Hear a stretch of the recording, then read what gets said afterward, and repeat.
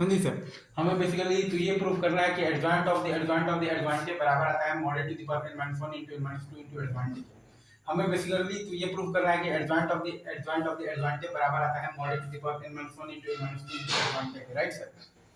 तो हम लोग ये मान लेंगे कि एडजॉइंट ऑफ द एडजॉइंट के बराबर है आपके पास सम कांस्टेंट के टाइम्स एडजॉइंट है। तो दोनों साइड मॉड ले लेंगे तो mod to the power n-1 का whole cube is equal to आ जाएगा आपके पास k to the power n into mod to the power n-1।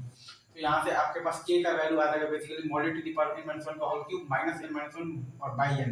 आपके पास जो k आ जाएगा वो आ जाएगा basically mod to the power n-1 का होल क्यूब माइनस n-1 और बाई n। तो k इक्वल टू आपके पास आ जाएगा mod to the power n-1 into n-2। k equal to आपके पास आ जाएगा mod to the power n-1 into n-2। तो आपके पास फाइनली आपके पास क्या आ गया है, एडजॉइंट ऑफ द एडजॉइंट के बराबर आ गया है आपके पास mod to the power n-1 into n-2 into adjoint के।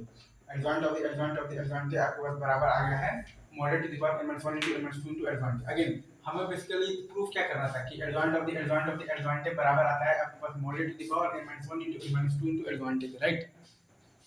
तो हम लोगों ने ये मान लिया है कि एडजॉइंट ऑफ द एडजॉइंट के बराबर है आपके पास some constant k into adjoint के। और अब हम लोगों ने दोनों साइड मॉड ले लिया है। तो mod to the power n-1 का होल क्यूब बराबर है अपने पास k to the power n into mod to the power n-1 का। तो यहाँ से हमारे पास k का वैल्यू आ गया है mod to the power n-1 का होल क्यूब माइनस n-1 और बाई n। हमारे पास k का वैल्यू आ गया है basically mod to the power n-1 का होल क्यूब माइनस n-1 और बाई n।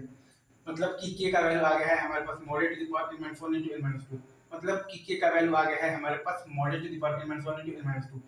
तो यहाँ से हमारे पास आ गया है एडजॉइंट के बराबर आ गया है mod to the power n-1 into n-2 into adjoint.